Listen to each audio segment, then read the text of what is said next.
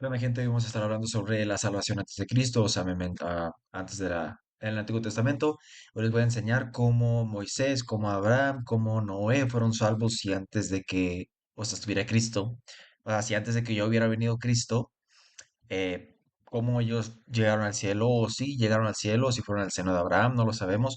Entonces hoy te vamos a enseñar, por medio de la Biblia, sin margen de error, cómo esto pasó. Entonces, este es easy peasy, lo pueden entender todos conforme a la Biblia, se los voy a enseñar poco a poco. Voy a estar haciendo dibujitos aquí, entonces vamos a ello.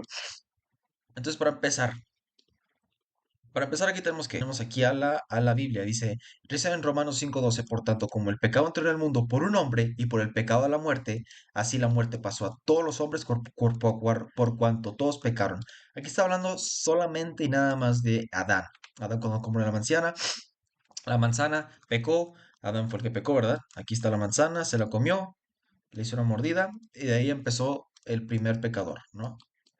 Eh, Después, ahora ya estamos en esto, pero ¿qué más después? ¿Qué pasó después? Ahorita estamos en Gálatas, de Génesis 3, en el que dice, y oyeron la voz de Jehová que estaba en el huerto el día de aire, y el hombre y la mujer se escondieron a la presencia de Dios entre los árboles, y le dijo, entonces, lo que has hecho, bueno, aquí estamos viendo todo lo que ha pasado y todo lo que pasó sobre cómo fue esta onda que dice aquí. Y poner amistad entre ti y la mujer, y entre tu simiente y la simiente suya, esta te herirá en la cabeza. Es la primera mención de Cristo.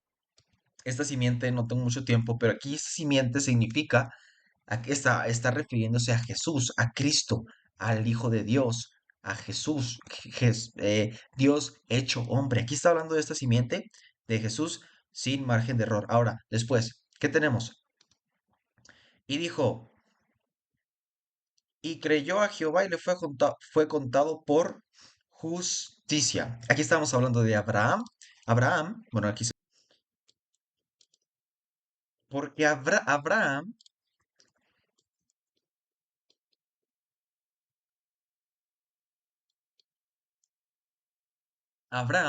nació 300 años de que se hubiese hecho la ley y todavía fue justificado por fe. ¿Y qué pasó aquí? Ok, Jesús ya no había venido. Jesús vino después, hace 2000 años, en nuestra actualidad.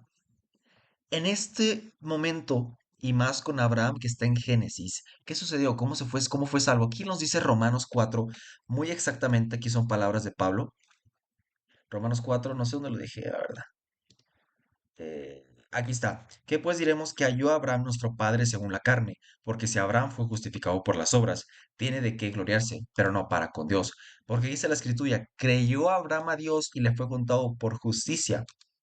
Fue contado por justicia, porque chéquense aquí, porque todos los que dependen de las obras de la ley están bajo maldición, pues escrito está, maldito aquel que no permanece en todas las cosas escritas en la ley para hacerlas. Y por la ley ninguna se justifica para con Dios, porque por la ley ninguna se justifica para con Dios, porque es evidente, porque el justo por la fe vivirá. Esto es bíblico, hermanos. Abraham fue salvo por su fe, por su justicia. A fe se le fue contado por Abraham se le fue contado por su fe. Aquí, esa justicia él era pecador, él proviene de Adán, justificación de qué, de su pecado, hubo una redención. ¿Por qué? Por su fe, por su fe. Abraham fue salvo por su fe, por la gracia de Dios. En la gracia de Dios hay muchos ejemplos y les voy a dar unos ejemplos de cómo hay 7 ejemplos en la Biblia de que la gracia de Dios infunde la historia de Noé. Pero Noé halló gracia ante los ojos del Señor. En Génesis 6:8, vamos a ello. Génesis 6:8, ante los ojos de Jehová. Ahí está la gracia. Desde el Antiguo Testamento hay gracia. Desde el Antiguo Testamento se muestra. Vamos a poner, hay gracia.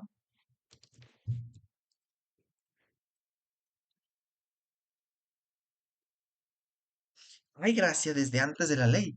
Y la primera aparición de la gracia fue por medio de Noé. No fue por ley, porque todavía no se había escrito, todavía Moisés no había nacido. La ley nadie se puede salvar por medio de la ley. Lo dice Gálatas y Romanos clarito. Vamos a un versículo. Porque por la sangre de los toros y de los machos cabríos no puede quitar los pecados. No puede quitar los pecados. Entonces, si ahorita de Goyo, aquí vamos a hacer una cabrita, ¿no? Esta cabrita, ya, ya, esto lo hacía Dios, era una muestra de fe. Había una muestra de su gracia, había una muestra de que estaban con él, porque Dios lo mandaba, era un mandamiento que Dios hacía, justificarlos. ¿Pero por qué? Fíjate algo aquí bien importante, porque la sangre de los toros y de los machos cabríos no puede quitar los pecados. Pero fíjate qué pasó después. Porque todos los que dependen de las obras de la ley están bajo maldición. ¿Qué dice aquí? Juan 1:29. El siguiente día vino Juan a Jesús, que él venía a él, y le dijo, He aquí el Cordero de Dios que quita el pecado del mundo.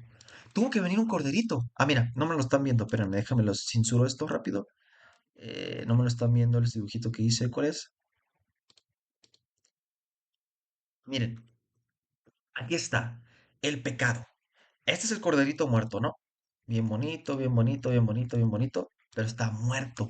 Este no redime tus pecados, porque puede ser claro, puede ser blanco, sin mancha, sin pecado, pero este ejemplo no nos va a ayudar en nada. No esa ley, esas leyes que hacían de que los corderitos te iban limpiar los pecados, era su fe. Dios lo mandaba para testear su fe. Pero ahora vino un cordero, y su nombre es Cristo, para que nosotros fuéramos salvos. El corderito limpió nuestros pecados. Ahora, ¿qué viene esto si estamos en el Nuevo Testamento, en el Antiguo Testamento todavía? Y dice, "He aquí el Cordero de Dios que quita el pecado del mundo. El pecado del mundo. Este es el verdadero Cordero, el cumplimiento de la profecía de Isaías 53. Él es el mediador del nuevo pacto. Ahora, vámonos a Romanos 3:20. Gratuitamente por su gracia mediante la redención que es en Cristo Jesús, a quien Dios lo puso como propiciación por medio de la fe en su sangre para manifestar su justicia a causa de haber pasado en alto su paciencia los pecados pasados. Él nos limpió. Pero ahora, ¿qué pasa? Hay un ejemplo de la Biblia en el Antiguo Testamento en el que alguien ha creído en Dios explícitamente y escrito en la Biblia, en el que dijo, ¿sabes qué? Creí en este hombre y fui salvo. Sí, hay uno y está en Job. Y aquí dice algo bien claro. Dice aquí en el 25, yo sé que mi redentor vive y al fin se levantará sobre el polvo. Y después de deshecha está mi piel, en mi carne he de ver a mi Dios. Aquí hay un ejemplo, y Job fue salvo. Job, dice la Biblia que era un hombre varón perfecto. Lo vendió, bueno, no lo vendió, lo dejó influir un poco a Satanás, sí. Pero aquí dice, Redentor vive y a fin se levantará sobre el polvo, y después de deshecha está mi piel, en mi carne he de ver a Dios. Aquí es un ejemplo perfecto de cómo Job se salvó por creer en el Cristo. Hay unos versículos anteriores en el Job 3:21 que se arrepiente de su pecado.